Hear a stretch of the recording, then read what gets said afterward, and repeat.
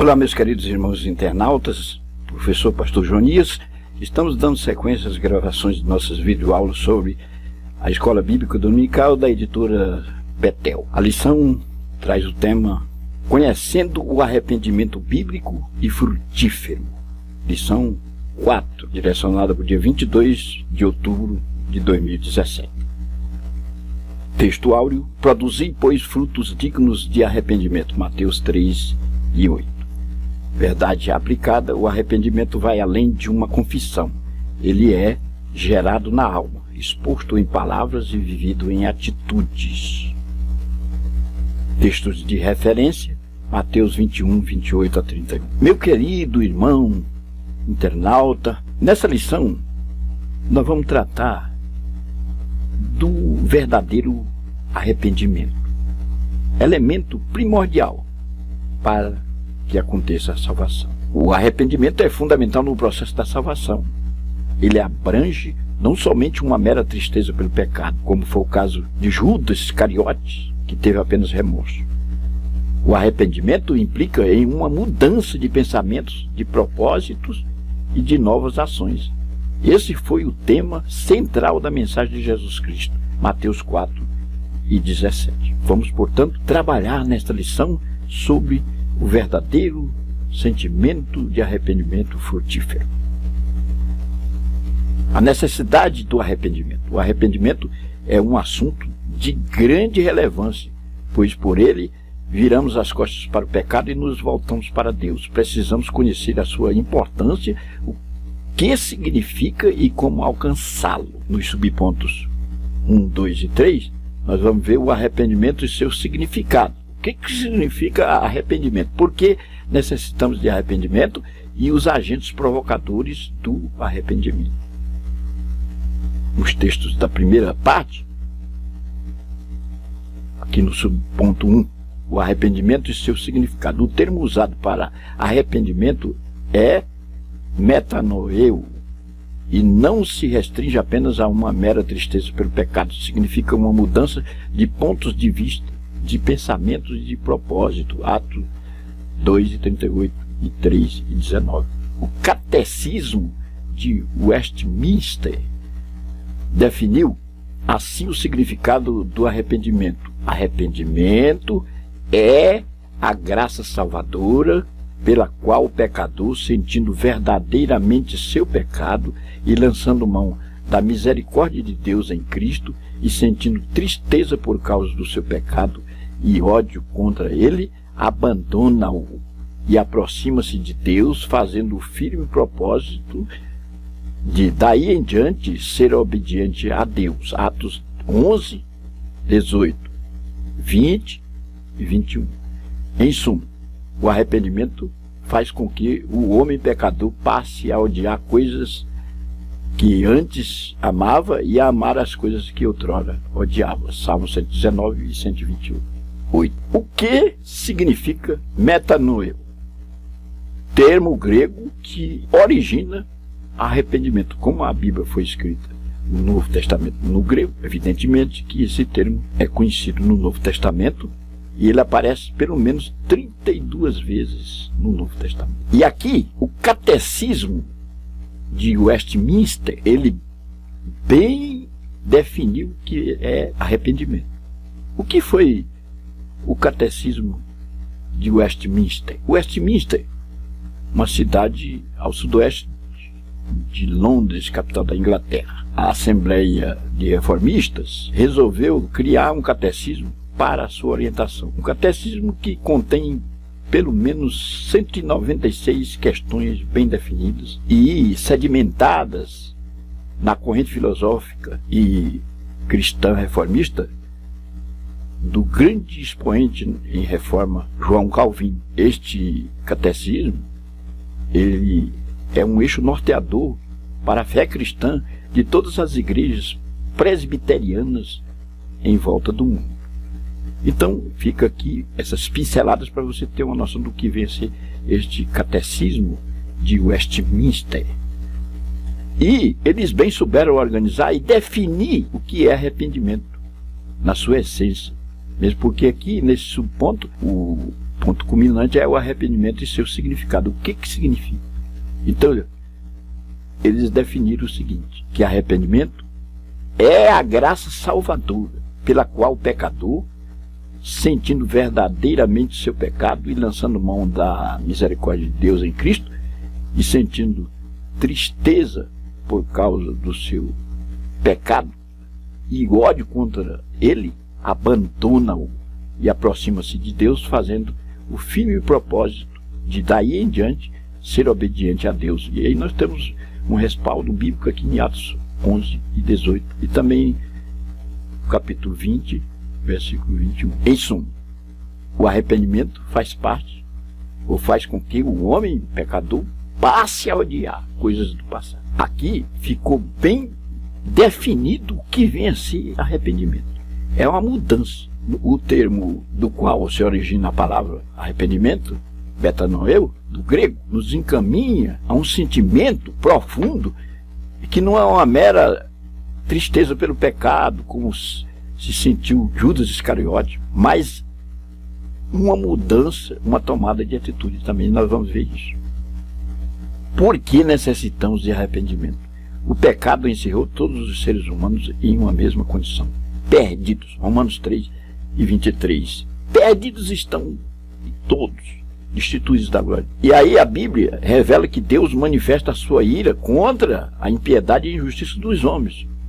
Romanos 1 e 18. E como vamos resolver essa situação? É preciso solucionar esse problema. Deus tomou a iniciativa de reconciliar o mundo por intermédio de Jesus Cristo. 2 Coríntios 5 e 18. Aí vem o elemento chave, o arrependimento. É a reação positiva do homem ao chamado divino à reconciliação. Devemos nos arrepender porque é uma ordenança. Atos 17 e 30. Porque todos somos pecadores. 3, Romanos 3 e 10. Porque estamos separados de Deus. Isaías 59 e 2. Porque sem arrependimento não seremos salvos. Lucas 13 e 5. O homem não tem o poder de mudar a sua própria natureza. Por isso, precisa de arrepender de forma que sua vida inteira se converta a Deus. É por isso que é necessário o arrependimento. Aqui, o comentarista foi incisivo em respaldar a necessidade do arrependimento com as referências bíblicas. Porque é uma ordenança. Jesus ordenou. Aliás, o tema da sua vida, das suas pregações, era arrependimento. Aqui é a porta que se abre para que aconteça a salvação. E no subponto 3, os agentes provocadores do arrependimento. O arrependimento é a condição para restaurar a comunhão com Deus, pois sem comunhão não existe vida em Cristo. Caso as pessoas não creiam em Jesus como seu Salvador, morrerão em seus pecados. João 8 e 24. Mas quem fará esse trabalho? Quem convencerá o mundo dos seus pecados? Quem convence o mundo do pecado, da justiça, do juízo é o Espírito Santo. Só Ele é quem pode convencer os homens de sua miséria. E qual ferramenta Ele utiliza para fazer esta obra? Ele faz isso através da pregação do Evangelho, aliado à palavra. Ele não somente expõe nos corações empedernidos, duros, ele também desperta a mente das pessoas para arrependimento. O mundo se acha justo, mas o Espírito Santo vem ensinar ao mundo que as pessoas não podem encontrar salvação em suas próprias justiças pecaminosas. Por isso, precisam arrepender-se. João 16 e 8. Estes são os agentes provocadores do arrependimento, o Espírito Santo, a pregação do Evangelho, a palavra de Deus, abre o apetite do indivíduo para o arrependimento. Por nós mesmos, apenas teremos remorso, como aconteceu com Judas, mas pela ação do Espírito, nós vamos mais a fundo. Nós nos sentimos pecadores, conscientes dos nossos pecados, e precisamos do perdão. Os elementos que despertam isso: o Espírito Santo, a palavra de Deus, a pregação. A segunda parte, o processo do arrependimento. 3 coisas importantes estão envolvidas no processo do arrependimento: a convicção acerca das faltas que cometemos ao longo da vida, a contrição produzida pelo arrependimento, a qual nos conduzirá a um sentimento de repulsa a essas faltas, e a confissão, que nos esvaziará e trará conforto diante de Deus. Nós vamos ver, portanto, a convicção, a contrição e a confissão. Convicção, contrição e confissão. A convicção, o primeiro sintoma que surge no homem que está no processo de arrependimento, é a certeza de que algo está errado. Nessa hora, o pecador se sente indefeso, envergonhado e miserável. 2 Coríntios 7:10.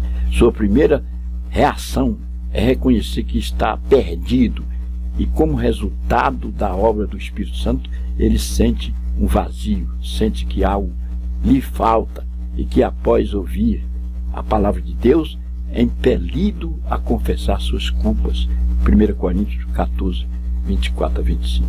O arrependimento tira do homem todo o pensamento velho, fazendo com que novos e melhores pensamentos tomem conta da sua mente. 2 Coríntios 5, de 15 a 18.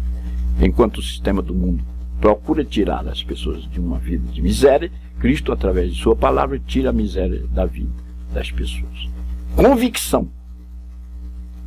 Você passa a ter certeza que é pecador, que está errado, que algo está errado, e que precisa de haver uma mudança. A reação é reconhecer isto, que está perdido, reconhecer que não vai bem. O arrependimento tira do homem todo o pensamento velho, fazendo com que novos e melhores pensamentos tomem conta de sua mente.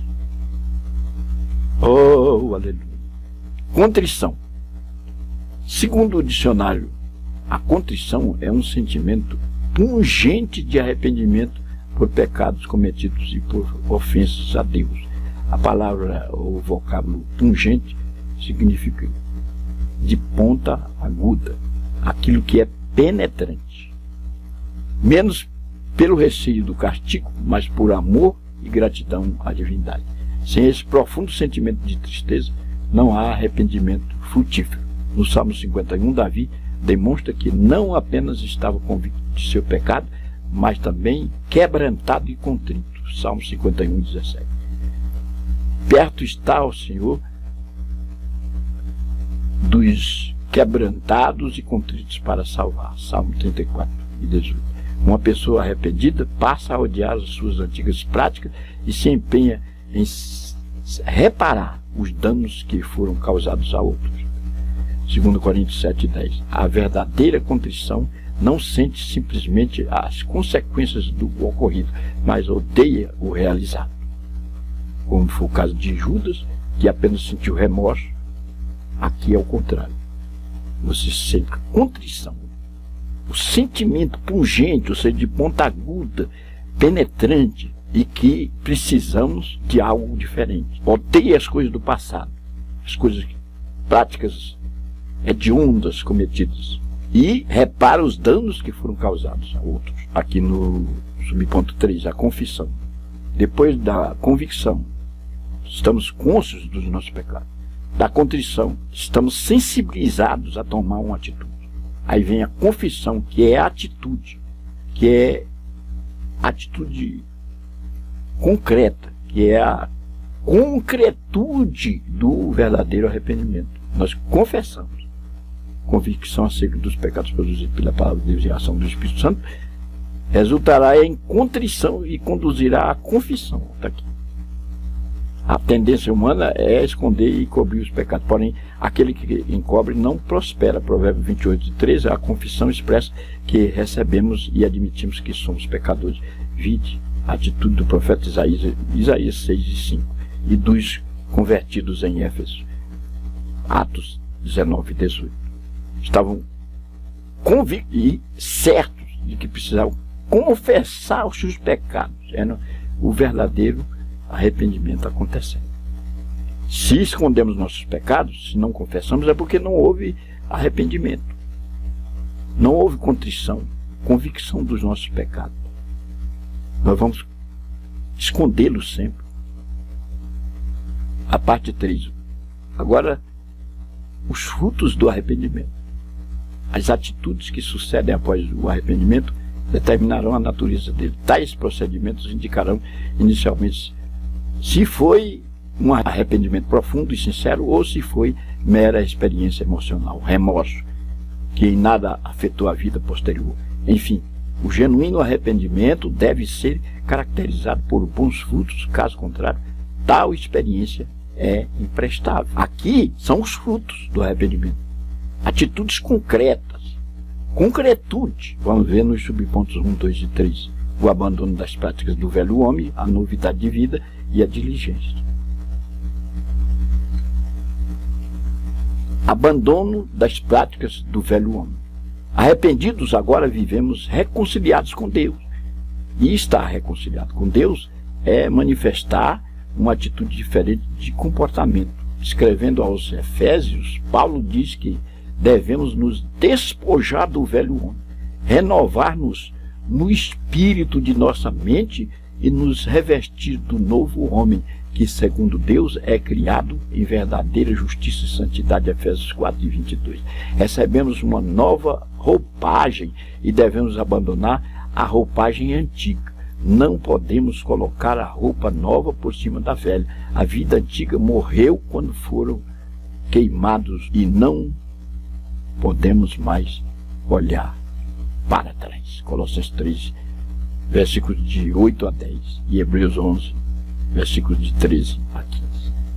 Abandono das práticas do velho homem. Isso é o comprovante de que houve um verdadeiro arrependimento. Aliás, o termo no original grego significa tomar atitude, mudar de rumo. E aí não fica só no remorso, só na tristeza porque cometeu um ato desagradável, não. Vai mais profundamente. O indivíduo passa a odiar as práticas cometidas e as abandona. A novidade de vida aqui, a novidade é algo que muitos desejam e poucos adquirem. É isso que Jesus nos oferece. Algo que ninguém pode dar e que muitos necessitam. Isaías 61:1. O mundo oferece sempre algo que com o tempo perde a graça e se torna obsoleto. Jesus não. O que ele nos dá nunca sai de moda, nunca perde o valor. Quando estamos em Cristo, somos sempre renovados. Por isso devemos sempre nos comportar como diz a Escritura, Efésios 5:8. Tudo o que é de valor deve ser bem cuidado para que seja preservado. Assim é o que recebemos de Deus. Somos a novidade de Deus nesta terra e devemos estar sempre renovando nossa mente. Romanos 12:2. Devemos vencer as atitudes do inimigo que visam nos fazer voltar à velha vida. Novidade de vida aqui, quando há um verdadeiro sentimento de arrependimento, a nossa personalidade é mudada. E a personalidade é o conjunto de qualidades físicas, morais e intelectuais que caracterizam o indivíduo. Essa personalidade é composta de 4 elementos: o eu, o biótipo, o temperamento e o caráter. Isso passa por um processo de mudança, vida nova. É uma nova caracterização, aleluia. Não temos mais saudade dos arrastapés e forrós de outrora, das festas, das rodadas de amigo na mesa vermelha ao vinho. Não, agora a nossa alegria está no Senhor. Vivemos em novidade de vida. Oh, aleluia. Vida nova, vida em Cristo, novo procedimento, mudança de atitude.